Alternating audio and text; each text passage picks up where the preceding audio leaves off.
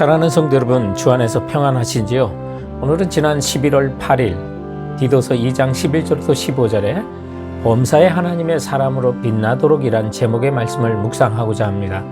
산책 장소로는 미국 유타주의 상징인 델리케이트 아치로 가는 아치스 국립공원의 넘버원 트레일인 델리케이트 아치 트레일에서 진행하도록 하겠습니다. 우리는 디도서 1장에서 디도를 크레테 섬에 남겨두는 일과 또 교회를 건강하게 세워갈 장로와 감독을 세울 것에 가르친 사도 바울의 교훈에 이어서 2장에서는 교회 안의 모든 신자가 어떤 삶의 자세로 살아야 하는지에 대해서 그 대상을 연령별로 나눠서 구체적으로 가르치는 그 초반의 말씀을 먼저 살펴봤습니다. 늙은 남자, 늙은 여자, 젊은 여자와 젊은 남자들 그리고 종들로 표현되는 전교인 전체를 대상으로 저들의 윤리적이고 신앙적인 영적인 삶을 어떻게 살아야 되는지를 구체적으로 실천해야 할 덕목을 언급한 내용들을 우리는 살펴봤는데, 이렇게 언급한 모든 이유를 2장에서는 반복적으로 제시하는데 5절에 보면 이는 하나님의 말씀이 비방을 받지 않게 하려 함이라 하고, 8절에서는 이는 대적하는 자로 하여금 우리를 악하다 할 것이 없게 하려 함이다 말하며, 또 10절에서는 이는 범사에 우리 구주 하나님의 교훈을 빛나게 하려 함이다 라고 말합니다. 그래서 두 구절은 이제 부정적인 것을 막으려고 하는 거고, 10절에서는 또 하나님의 말씀들이 그리스도인들의 삶 속에서 빛나도록 한다고 그래서 이것을 다 묶으면 범사에 하나님의 사람으로 좀 빛을 발하도록 하려 한다라고 했는데, 빛나게 한다고 하는 그 헬라어 코스모신이 귀금속을 눈에 잘 띄도록 이렇게 반짝거리면서 정리하는 것을 말해서 우리 하나님의 말씀이 세상 사람들에게 드러나도록 우리 그리스도인들이 교회와 사회와 여러분의 삶의 현장에서 이렇게 빛나도록 우리를 권면하는 말씀이 되는 것입니다. 그래서 오늘은 이 말씀을 통해서 범사에 하나님의 사람으로 빛나도록이라고 하는 그 말씀을 우리가 겸허하게 받고자 하는 것입니다. 범사에 하나님의 사람으로 빛나도록 본문이 주는 첫 번째 교훈은 과거 사망의 법을 떠난 새 사람의 삶으로 라고 하는 내용이었습니다.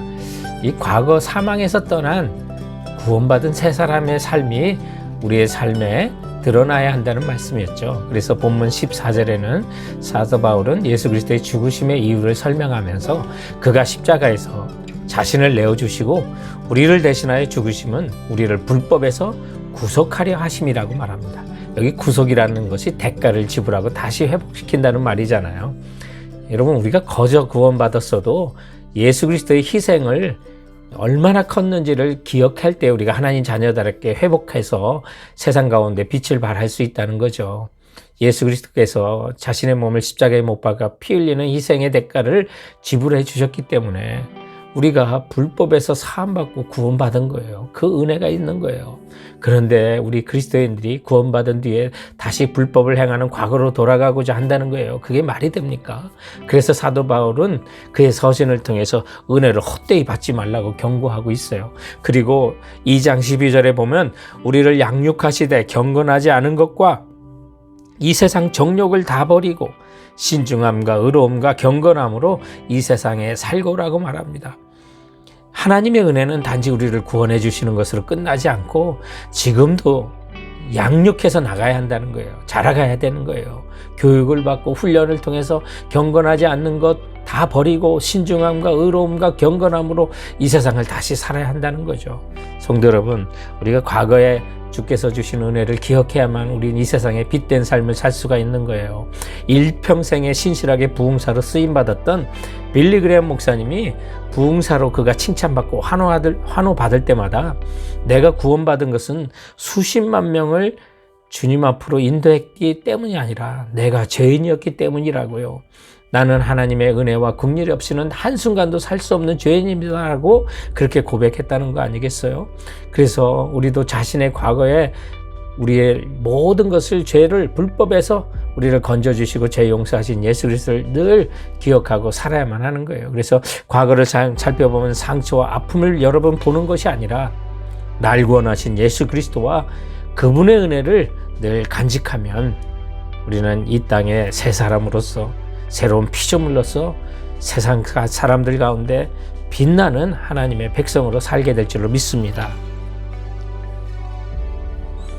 범사의 하나님의 사람으로 빛나도록 본문이 주는 두 번째 교훈은 미래 복된 소망을 기다리는 삶으로 라는 그런 대지였습니다. 그 내용이 13절인데요. 복스러운 소망과 우리의 크신 하나님 구주 예수 그리스도의 영광이 나타남을 기다리게 하셨으니, 과거에도 날 구원하신 예수를 바라보고 미래에도 다시 오실 예수 그리스도를 바라보는 그런 삶, 그것이 복스러운 소망인 삶이 된다고 하는데요. 이 복스러운 소망이라는 것은 영생에 대한 소망, 그리고 우리의 크신 하나님 구주 예수 그리스도의 재림을 고대하며 사는 이 땅에서의 경건한 삶을 말하는 거예요. 주님 다시 오시면 우리가 주님의 장성한 분량으로 자라가던 인격의 그 모자랐던 그 마지막 부분을 채워서 예수 그리스도의 온전히 닮은 자로, 영광을 입은 자로 우리를 세워주시기 때문에 그날 우리는 그날을 소망하며 주님의 형상으로 계속해서 닮아가는 인생이 되고, 주님의 다시 오심을 대망하며 이 세상에서도 주님께 부끄럽지 않은 삶을 살아갈 때 우리 성도들은 범사에 하나님으로 사람으로 빛나게 된다는 거예요. 지난주 예화 가운데 강증빈 목사님의 책 가운데 기다림은 길을 엽니다 라고 하는 그 책에 나오는 내용을 보면, 기다림은 신비입니다, 역설입니다. 영어로는 수동적이라고 하는 뜻의 패시브와 열정이라는 뜻의 패션은 참는다, 기다린다는 뜻을 가진 라틴어그 파티에서 나왔습니다. 오래 참고 기다리는 것은 수동적인 느낌을 줍니다. 하지만 그 안에는 능동적인 열정이 함께 담겨 자라는 것입니다.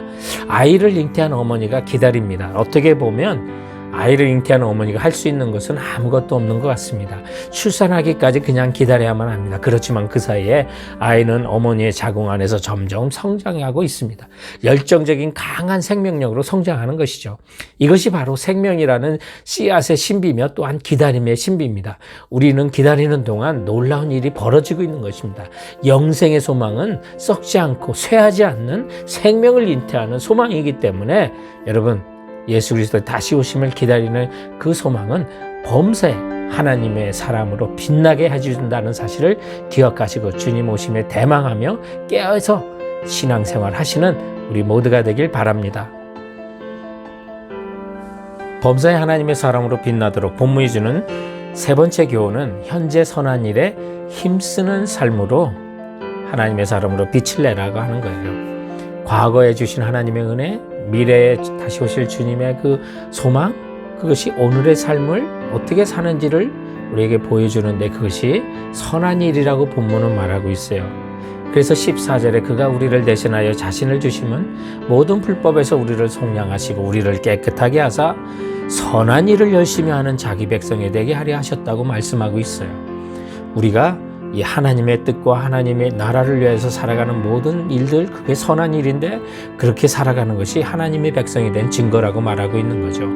그러니 예수 믿는 사람은 당연히 선한 일을 삶으로 드러나야 되고요. 그것을 도덕적 당위성으로 하는 것, 그거는요, 믿지 않는 사람도 할 수 있어요. 그런데 주께서 나에게 베푸신 모든 은총을 기억하면서 감격으로 주님 만난 사랑으로 자발적인 그런 선한 일이 되어야만 하는 거예요. 근데 본문을 자세히 보면 우리가 정말 선한 일에 힘쓸 수 있는 그 비결은 뭐냐면, 예수 그리스도에게서 우리의 시선을 떼지 않는 거예요. 또한 영적인 시선을 떼지 않는 거예요. 본문에도 보면 14절에 과거를 우리가 돌아볼 때도 예수가 우리를 대신하여 자신을 주셨으므로 미래도 우리의 크신 하나님 예수 그리스도의 영광이 나타나심을 기다리는 모든 것이 예수님을 시선을 두게 했던 거예요. 여러분, 우리가 예수님에게서 시선을 놓치면 넘어져요. 근데 예수님에게 계속 우리의 영적인 시선을 고정하고 주님을 바라본다면 에베소서 5장 27절에 있는 말씀처럼 티나 주름 잡힌 것이나 이런 것이 없이 거룩하고 흠이 없게 주님 앞에 서게 되는 거예요. 그러므로 주님에게 시선을 떼지 않을 때 우리는 선한 일을, 현재를 살아갈 수 있는 거죠.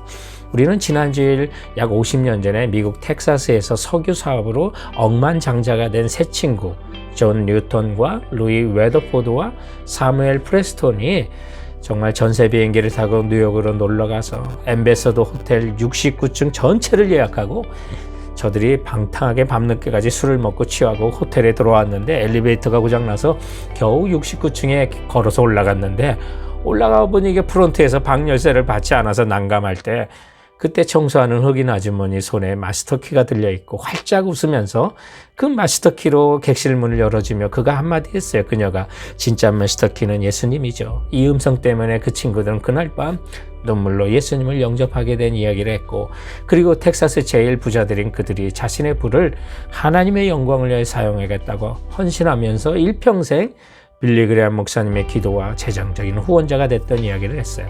맞습니다. 성도 여러분, 예수님이 우리의 마스터키예요. 과거를 돌아봐도 예수님이 보여야 하고요.